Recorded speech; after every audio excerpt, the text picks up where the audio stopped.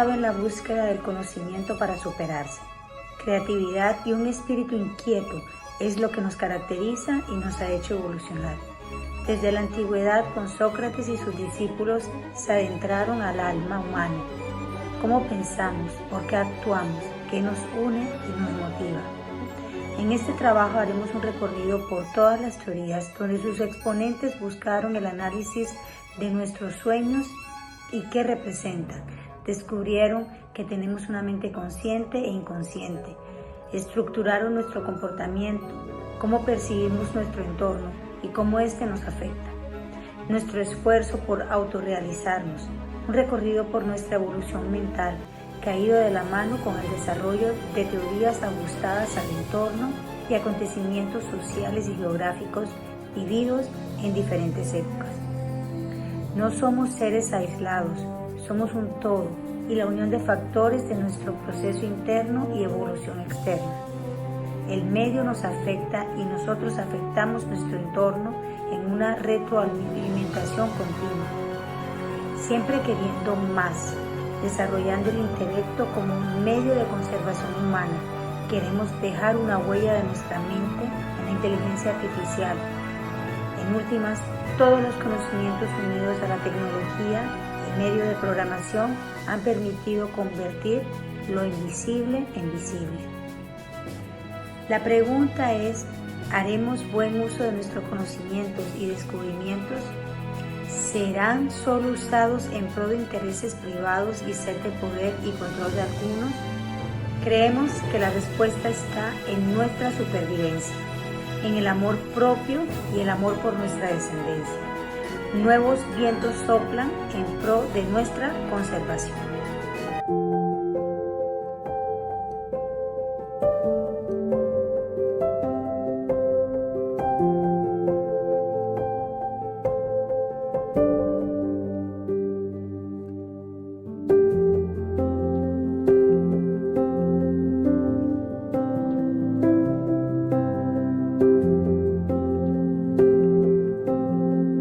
El psicoanálisis es una teoría y terapia desarrollada que se centra en el estudio del inconsciente y su influencia en el comportamiento humano. Propone que los conflictos internos, deseos reprimidos y experiencias de la infancia afectan profundamente a la personalidad y las decisiones de un individuo.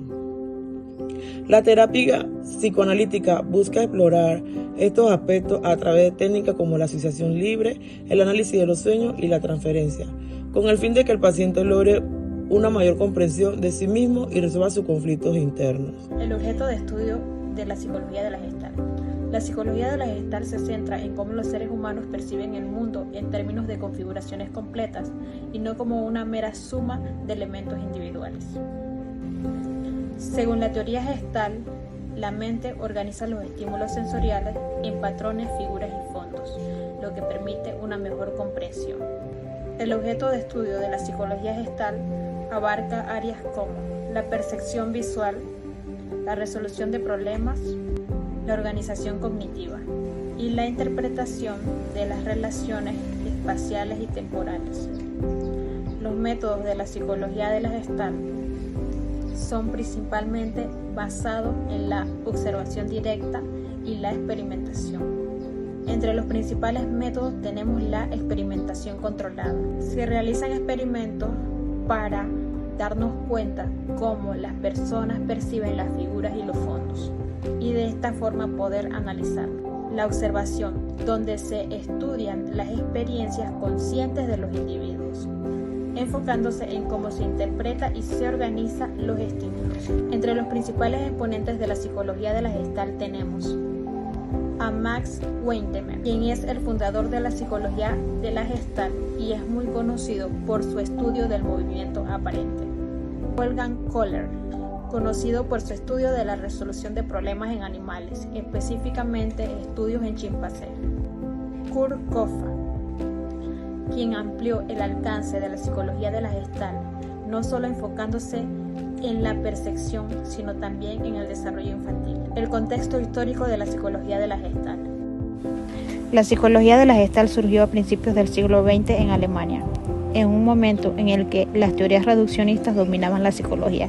especialmente el estructuralismo de Wundt y el conductismo de Watson. La Gestalt nació como una reacción en contra de estos enfoques, proponiendo que la mente no se puede entender solo analizando sus componentes, sino que debe estudiarse como una estructura organizada. En el contexto geográfico de la psicología de la Gestalt podemos destacar que sus inicios surgieron en Alemania en la primera década del siglo XX y que sus principales centros de desarrollo fueron la Universidad de Berlín y de Frankfurt. Por otro lado, en los Estados Unidos, la psicología Gestalt se fusionó con otras corrientes psicológicas y tuvo una fuerte influencia en el desarrollo de la psicoterapia Gestalt en la década de 1940 y 1950, especialmente a través de las obras de Fritz Perls. Entre los hitos más claves o relevantes de la psicología de la Gestalt, podemos mencionar que en 1912 se publica un estudio sobre el fenómeno Pi, demostrando cómo el cerebro percibe el movimiento a través de imágenes sucesivas. Por otro lado, en 1929, un texto fundamental que establece las bases de la teoría y su aplicación en diversas áreas de la psicología es publicado. En 1935 se realiza un famoso estudio sobre la resolución de problemas en chimpancés. Y en 1940 a 1950, los psicólogos gestalistas emigran a Estados Unidos, donde su teoría influiría en la psicoterapia y en el desarrollo de la psicología cognitiva. Áreas de aplicación de la psicología Gestalt. La psicología Gestalt tiene diversas aplicaciones prácticas en distintas áreas. En la psicoterapia Gestalt, en el contexto terapéutico, se utiliza un enfoque centrado en la conciencia plena del momento presente, el aquí y el ahora. En la psicología cognitiva, la psicología Gestalt influye en el estudio de los procesos como la memoria, la atención y la resolución de problemas. El autismo vino a surgir como una necesidad de la psicología en convertirse en una ciencia que pudiese observar el comportamiento y poderlo medir. También se encarga de estudiar la conducta, ya sea la conducta observable, ya sea en un entorno natural o en un entorno controlado. Sus principales exponentes fueron John Watson y Ivan Pavlov. Entre sus áreas de aplicación está la psicoterapia conductual, que es muy utilizada en los tratamientos de trastornos emocionales y conductuales como la ansiedad, la depresión y fobias. En el ámbito de la salud y medicina también tiene una gran aplicación, ya que por ejemplo, aquellas personas que desean empezar una dieta por temas de salud, necesitamos reforzar la conducta en esa persona que va a empezar esa nueva dieta, o en aquellas personas que van a realizar deporte. Muchas gracias. La psicología humanística tiene como objeto de estudio al hombre como un todo de manera integral. La psicología humanística surgió tras la Segunda Guerra Mundial, ya que el mundo experimentó una profunda transformación social, política y económica, lo cual llevó a tener un mayor interés hacia la libertad individual y los derechos humanos. La psicología humanística se basa en un diálogo entre el terapeuta y el cliente. Sus máximos exponentes fueron Abraham Maslow y Carl Rogers. Entre sus áreas de aplicación está el desarrollo personal, que ayuda a las personas a establecer y a definir metas que les permitan alcanzar su máximo potencial. La terapia cognitiva es un enfoque psicológico que se centra en identificar y cambiar patrones de pensamientos negativos y disfuncionales que afectan el comportamiento y las emociones. Propone que en nuestras emociones y comportamientos están influenciados por nuestros pensamientos y que al modificar esos pensamientos podemos mejorar nuestro bienestar emocional y mental. Esta terapia se utiliza para tratar una variedad de trastornos como la depresión, la ansiedad y el estrés. El proceso implica el trabajo conjunto entre el terapeuta y el paciente, donde se ayuda a identificar distorsiones cognitivas, es decir, formas erróneas de pensar, y se reemplaza por pensamientos más realistas y adaptivos. Se basa en la idea de que nuestros pensamientos no siempre son reflejos precisos de la realidad y que aprender a cuestionarlo puede llevar a una mejor salud mental. A medida que los años pasaban, el hombre iba cambiando y también su visión del mundo. No pasaron los mismos acontecimientos en Europa versus Estados Unidos.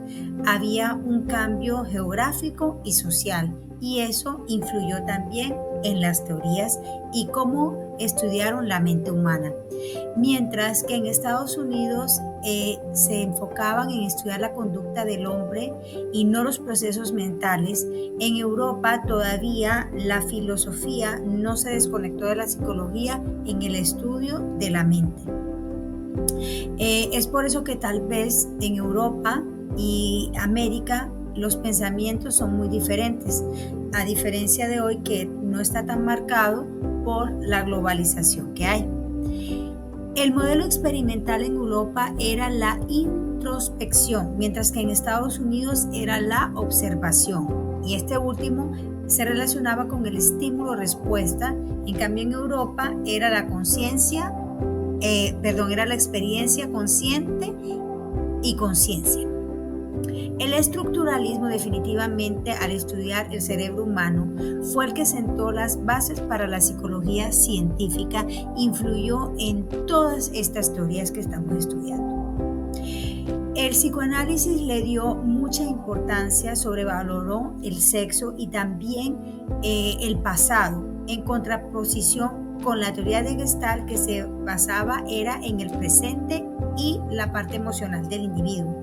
El conductismo rechazó por completo los estados internos, a diferencia del cognitivismo, donde se centra precisamente en las representaciones internas. El humanismo resumió y sumó todo, quiere decir los factores internos y los factores externos, ambos igualmente importantes, y no se basó únicamente en el estudio de los trastornos mentales, sino también el individuo, cómo mejorarse y cómo autorrealizarse. Tenía una visión bastante positiva. Actualmente, al estudio de la psicología se le suman los factores biológicos, los neurotransmisores, y se han reunido lo más importante de todas las teorías. Obviamente el hombre no es un ser estático, por consiguiente su pensamiento va a ir cambiando, su entorno va a ir cambiando, y lo que hoy pensamos en un futuro tal vez no lo pensemos igual, y las teorías de la psicología seguirán evolucionando.